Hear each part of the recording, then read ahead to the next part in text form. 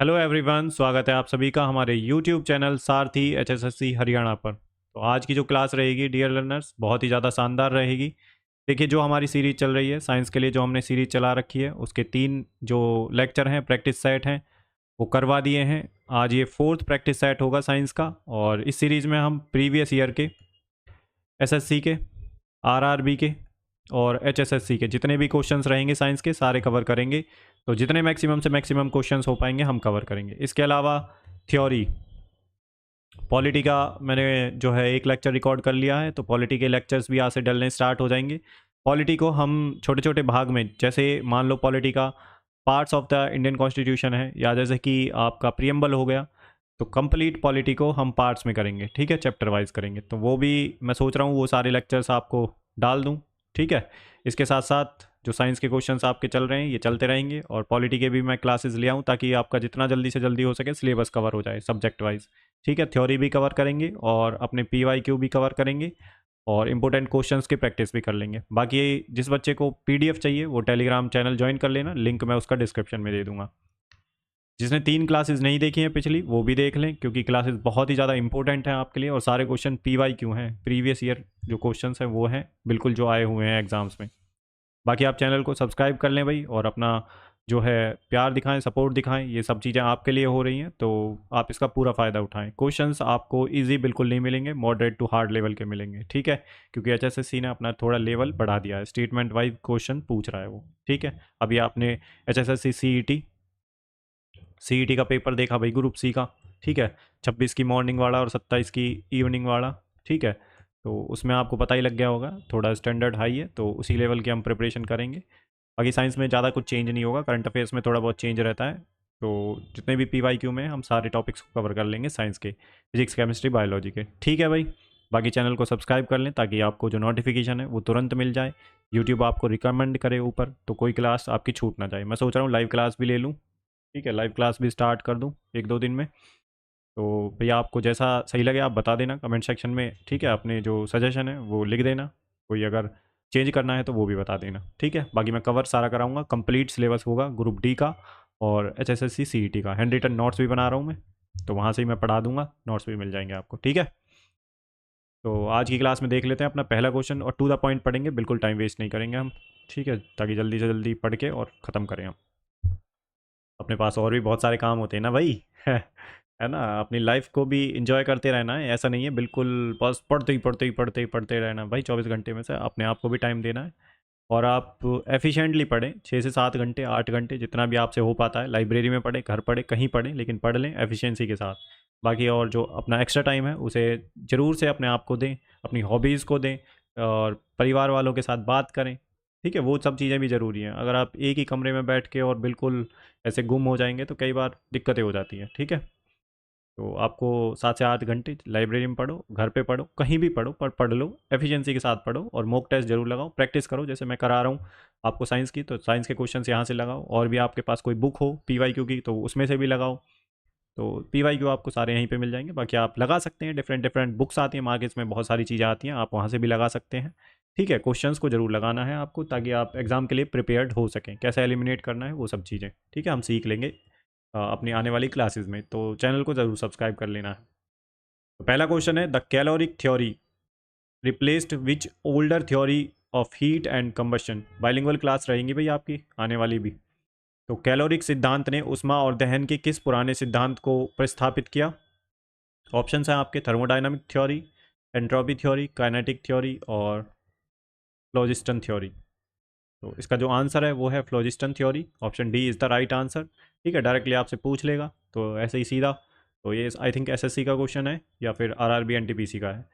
फ्लोजिस्टन theory 17 to 18th century proposed that fire like element called phlogiston is released during combustion, और Antony लविजियर experiment dis, uh, disproved this theory and led to the acceptance of the oxygen theory of combustion. Thermodynamic theory deals with the heat conversion and conservation of energy.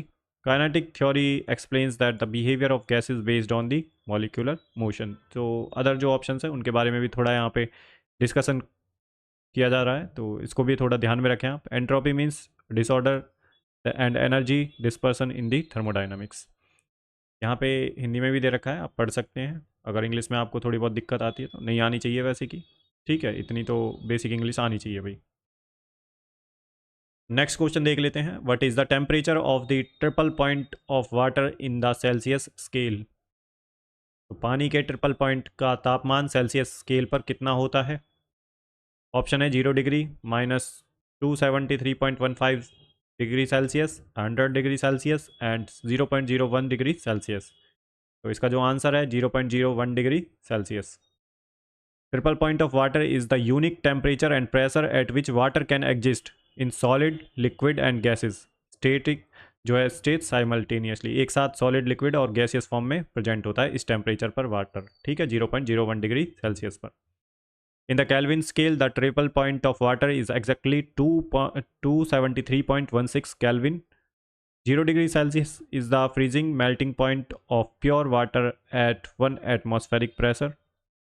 Minus 273.15 degree Celsius is absolute zero, the lowest possible temperature. 100 degree Celsius is the boiling point of water at standard atmospheric pressure. तो important points हैं, जो भी आपको काम का लगे you can write on the A4 size paper, I think, हाँ A4 size paper पे आप उसको, A4 साइज ऐसे पेपर होता है, उसको 2 पार्ट्स में डिवाइड कर लें। जो भी इंपॉर्टेंट पॉइंट्स लगे आपको, जहाँ से भी पढ़ रहे हैं आप, जिस भी सब्जेक्ट को, जो भी इंपॉर्टेंट पॉइंट लगे जो आपको नहीं आता वो यहाँ पे लिख लें छोटे छोटे उसमें, ठीक है। आपको रिवीजन करना है लास्ट में इन सभी का, क्योंकि आप अगर रजिस्टर में बनाएंगे तो बहुत ज़्यादा मोटा हो जाएगा और रिवाइज नहीं कर पाएंगे, यही दिक्कत होती है स्टूडेंट्स के साथ। तो आपको अपने शॉर्ट नोट्स बना लेने हैं ज़रूर से। नेक्स्ट क्वेश्चन है, what happens to the magnetic field when a material become super conducting and experiences the Meissner effect. तो जब कोई पदार्थ सुपर कंडक्टिंग हो जाता है और मेसनर प्रभाव अनुभव करता है तब चुंबकीय क्षेत्र का क्या होता है। ऑप्शन ए है magnetic field penetrate the material freely, magnetic field are completely expelled from the interior of the material, magnetic field are absorbed and stored inside the material, magnetic field are increased in strength within the material. So you can try this question and try with my and try करिए भाई मेरे साथ। तबीयत थोड़ी ख़राब हो रखी है, तो मेरे साथ अगर क्वेश्चंस को लगाएंगे तो आपको प्रैक्टिस यहीं पे हो जाएगी। तो इसका जो आंसर है वो है magnetic field are completely expelled from the interior of the material. तो Meissner effect is a phenomena where a superconductor completely expels magnetic field from its interior when the cooled below a critical temperature. The effect proves that superconductors are perfectly diamagnets. तो इतना आपको पता होना चाहिए भाई, ठीक है। Option A is, जो ऑप्शन ए है वो free penetration of magnetic field happens in normal conductors not superconductors. और जो ऑप्शन सी है वो डिस्क्राइब करता है magnetic storage in ferromagnetic material. Option D occurs in a certain magnetic materials when magnetize but not superconductors. इसका जो answer है वो है magnetic field are completely expels from the interior of material. Next question है, what is the nature of the wave front from a point source in an isotropic medium. तो समानादिश माध्यम से में किसी बिंदु स्रोत से उत्पन्न तरंग मुख का स्वरूप कैसा होता है। ऑप्शंस हैं आपके सिलेंड्रिकल, स्फेरिकल, इलिप्टिकल या प्लेन। तो इसका जो आंसर है वो है स्फेरिकल। तो in an isotropic medium wave from a point source spread equally in all directions forming a spherical wavefront. Huygens principle explains this spherical nature of wavefront, and cylindrical wavefront occurs in source like long straight wires emitting waves.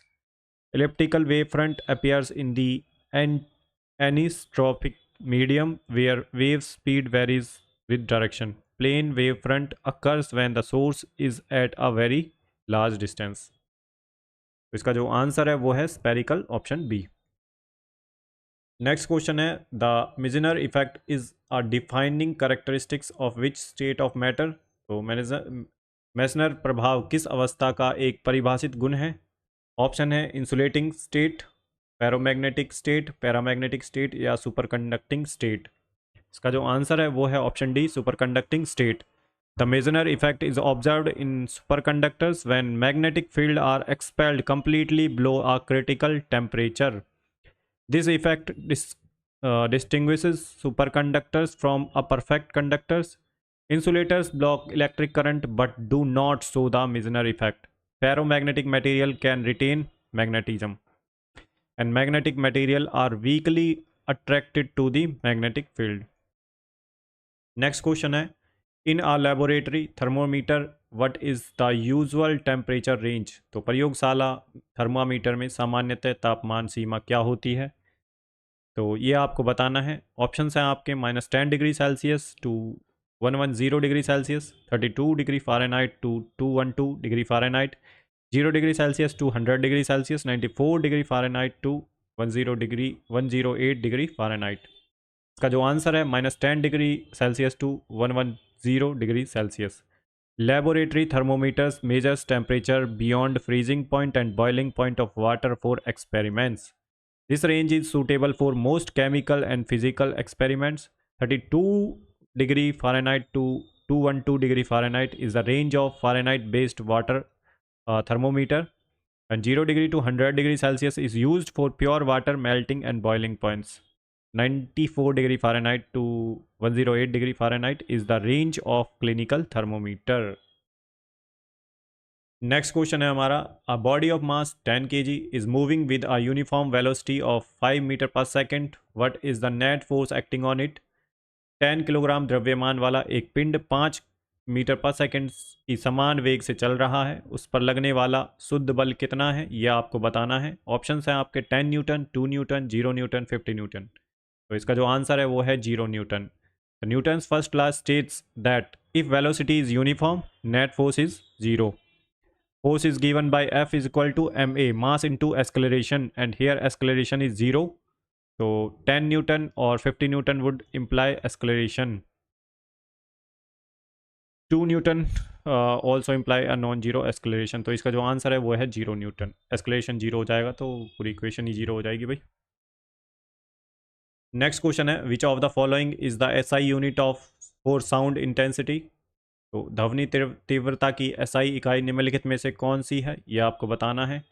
Metre पर second, watt per square metre, Pascal और watt. तो इनमें से बतानी है SI unit of sound intensity की। तो इसका जो आंसर है watt per square metre. Option B is the right answer, watt per square metre. Sound intensity measures power per unit area, hence watt per metre square is used. Pascal is the SI unit of pressure, ये भी ध्यान रखनी है आपको। Metre per second is the SI unit of velocity, and watt measures total power not per unit area. Next question है, which of the following modern physicist closely examined Newtonian mechanics foundations? निम्नलिखित में से किस आधुनिक भौतिक विज्ञानी ने Newton यांत्रिकी की नींव का गहन अध्ययन किया? ऑप्शंस हैं James Clerk Maxwell, Ernest Mach, Galilei, Albert Einstein. Try to solve this question. तो answer of this question is the Albert Einstein. Option D is the right answer. Einstein theory of relativity modified and extended Newtonian mechanics at high velocity and strong gravitational force field. Maxwell developed electromagnetic theory, and Ernest Mach works influenced Einstein's idea, but he did not replace Newton's law. Galileo laid the groundwork for Newtonian laws. इतना आपको ध्यान रखना है भाई।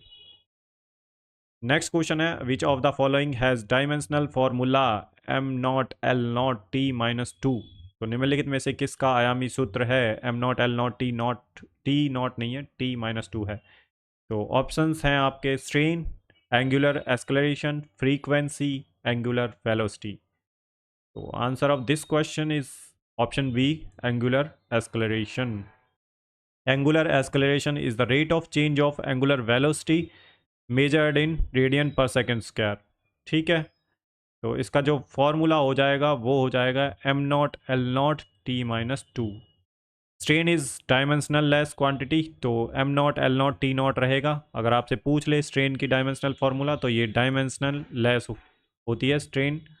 Frequency is am naught L not T minus one, याद रखना है आपका डायमेंशनल फॉर्मूला फ्रीक्वेंसी का। Angular velocity is also am naught L not and T minus one.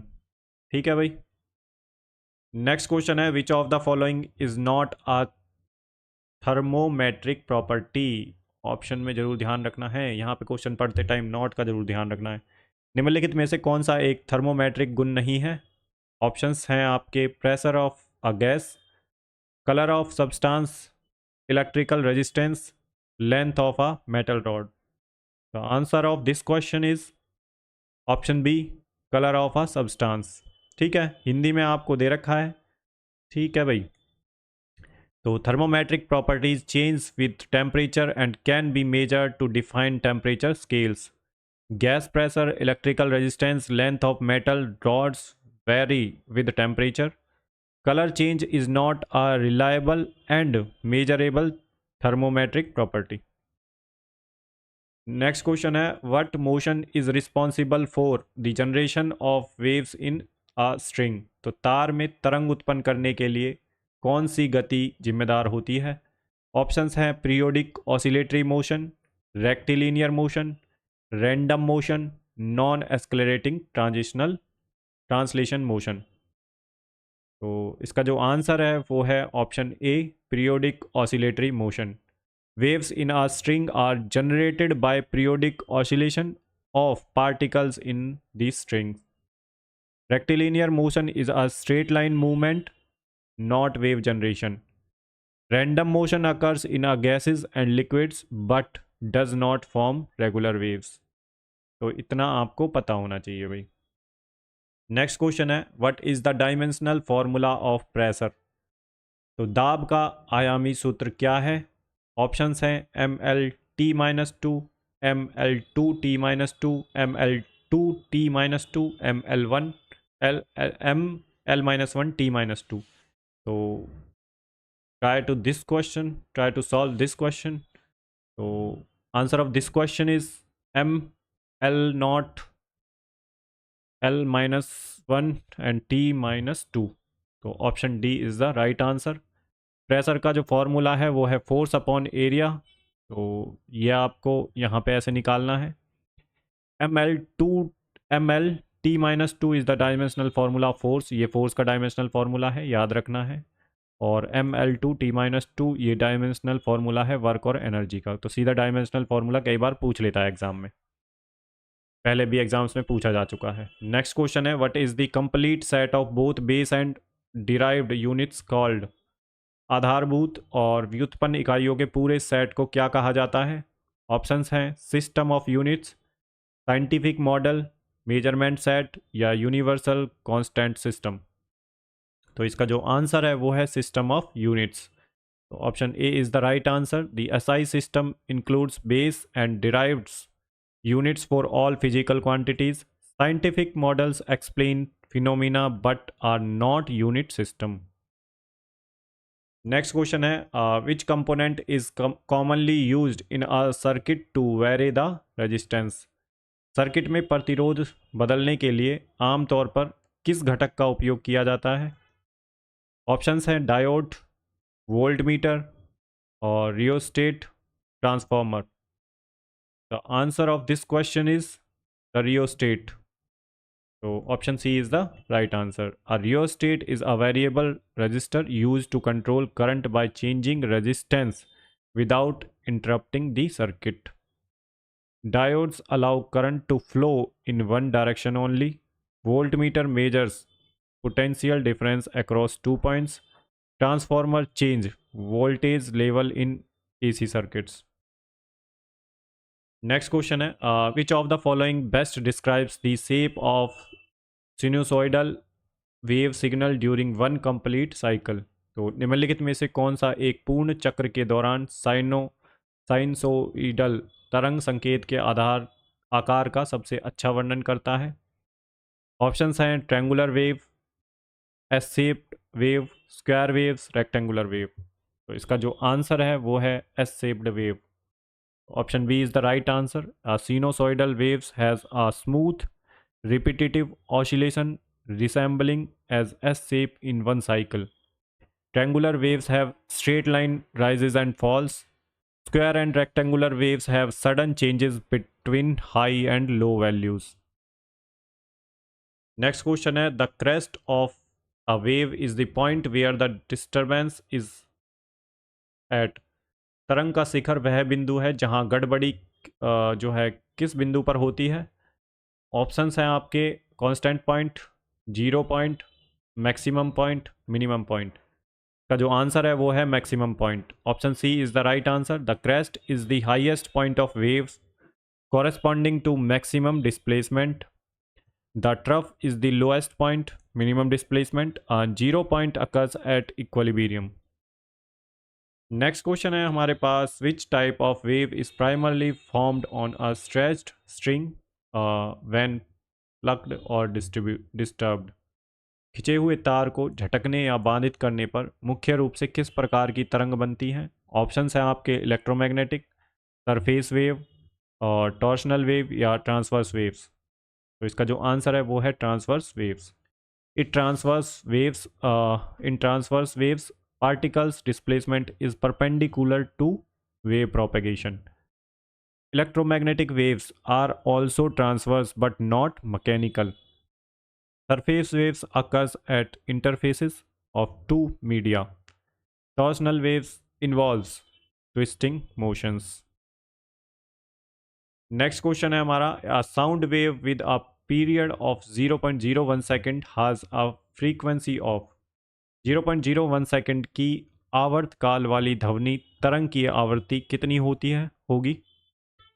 तो ऑप्शंस हैं 100,000 हर्ट्ज, 10 हर्ट्ज, 0.1 हर्ट्ज और लास्ट वन इज 100 हर्ट्ज. तो इसका जो आंसर है वो है 100 हर्ट्ज. तो option D is the right answer. Frequency equal to 1 by time period, तो 1 by 0.01 equal to 100 hertz. Higher frequency means shorter wavelength for same wave speed. अगर frequency किसी की हाई रहती है तो वेवलेंथ शॉर्ट रहती है, इतना आपको ध्यान रखना है भाई. नेक्स्ट क्वेश्चन है, according to the second law of reflection all the incident rays the normal to the mirror at the point of incidence and the reflected ray. परावर्तन के दूसरे नियम के अनुसार आपतित किरण दर्पण पर आपतन बिंदु पर अभिलंब और परावर्तित किरण, ऑप्शंस हैं, lie in the same plane, lie in the different plane और are mutual perpendicular, are parallel to each other. तो इसका जो आंसर है वो है option A, lie in the same plane. Reflection second law ensures geometric consistency in light behaviour and first law states angle of incidence equal to angle of reflection. Next question है, why is the voltmeter connected in parallel in a circuit. तो circuit में volt meter को समानांतर में क्यों जोड़ा जाता है. ऑप्शंस हैं आपके, to reduce the voltage drop, to allow maximum current through it, to measure the total resistance and to measure the difference in potential between two points. तो इसका जो आंसर है वो है option D, to measure the difference in potential between two points. A voltmeter measures potential difference, so it must be connected in parallel across the component. It has high resistance to avoid drawing current, and if connected in a series, it would change the circuit resistance. Next question है, what are the units of base quantities called. तो आधारभूत राशियों की इकाइयों को क्या कहा जाता है. ऑप्शंस हैं, स्टैंडर्ड बेसिक यूनिट, फंडामेंटल और base unit, basic contracts, constants and derived basic units. Option B is the right answer, fundamentals और base units. Base units are defined for fundamental quantities like metre, length, kilogram mass and second time. Derived units are formed from base units, example newton, kilogram metre per second square. ठीक है. Next question है, what type of wave is a sound wave in a year. तो वायु में ध्वनि तरंग की किस प्रकार की होती है. ऑप्शंस हैं, लॉन्गिट्यूडनल, ट्रांसवर्स, इलेक्ट्रोमैग्नेटिक और स्टैंडिंग. तो option A is the right answer, longitudinal होती हैं. ठीक है. In longitudinal waves particles oscillate parallel to wave direction as in sound in air. Transverse waves have perpendicular oscillations and electromagnetic waves do not require a medium. Next question है what is required for the generation of sound waves. तो ध्वनि तरंग उत्पन्न करने के लिए क्या आवश्यक है? Vacuum only, electromagnetic carrier wave only, vibration and an elastic medium only, air molecules only. तो इसका जो आंसर है वो है vibration and the elastic medium only. ठीक है, option C is the right answer. Sound needs mechanical vibrations and elastic medium, solid, liquid and gas. Vacuum can not transmit sound. ये आपको याद होना चाहिए भाई। नेक्स्ट क्वेश्चन है which of the following physical quantities has the dimension ml-3। तो निम्नलिखित में से किस भौतिक राशि का आयाम ml-3 है? ऑप्शंस हैं एनर्जी, डेंसिटी, प्रेशर, वर्क। तो इसका जो आंसर है वो है density. Option B is the right answer. Density का जो फॉर्मूला होता है mass upon volume m upon में L3। तो इसका जो आंसर आ जाएगा ml-3। Energy and work have dimension. तो एनर्जी और वर्क का डायमेंशनल फार्मूला क्या होता है? ml/t-2। प्रेशर का जो होता है वो होता है ml-1t-2। ठीक है भाई। तो डियर लर्नर्स, हमारे यहाँ पे 25 मोस्ट इंपॉर्टेंट जो क्वेश्चंस थे वो कंप्लीट होते हैं साइंस के। ठीक है, क्लास कैसी लगी आपको कमेंट सेक्शन में ज़रूर बताना है। बाकी आप चैनल को सब्सक्राइब कर लें भाई आने वाली क्लासेस के लिए। क्वेश्चंस PYQ चलेंगे जो है साइंस के, अभी और आगे क्लासेस आएंगी। इसके अलावा जो है पॉलिटी का मैं सोच रहा हूँ आपको क्लासेस करा दूँ टॉपिक वाइज, जैसे कि पार्ट्स, शेड्यूल्स, ये सब मैं क्लासेस आपको करा दूँ ताकि आपका सिलेबस जल्दी हो जाए। सारे सब्जेक्ट कवर करेंगे हम थ्योरी, और जिसको नोट्स चाहिए, PDF चाहिए भाई, वो टेलीग्राम चैनल को ज्वाइन कर लेना। लिंक उसका डिस्क्रिप्शन में दे दूंगा मैं। बाकी आपको चैनल को सब्सक्राइब कर लेना है, और अगर कोई सजेशन देना चाहते हो तो आप कमेंट सेक्शन में दे सकते हो। क्लास कैसी लगी वो बताना चाहते हो तो वो बता सकते हैं। ठीक है, मज़ा आया नहीं आया क्लास में वो भी बता सकते हो आप। ठीक है भाई, ठीक है, फ्रीडम ऑफ स्पीच है यहाँ पे बिल्कुल। ठीक है डियर लर्नर्स, तो भाई आज के लिए इतना है, बहुत है। ठीक है, 25 क्वेश्चंस करेंगे हम पर क्लास में। तो मिलते हैं नेक्स्ट क्लास में, तब तक के लिए अपना ध्यान रखिए। गुड बाय, जय हिंद। पढ़ते रहिए और अपनी लाइफ को भी ज़रूर इन्जॉय करिए। ठीक है, साथ साथ उसके पढ़ाई के साथ साथ, ताकि आपको कभी डिप्रेशन, प्रेशर ऐसी चीज़ फील ना हो। ठीक है, तो चलिए भाई यहीं पे अपनी क्लास को समाप्त करते हैं। मिलते हैं नेक्स्ट क्लास में, तब तक के लिए अपना ध्यान रखिए। गुड बाय, जय हिंद।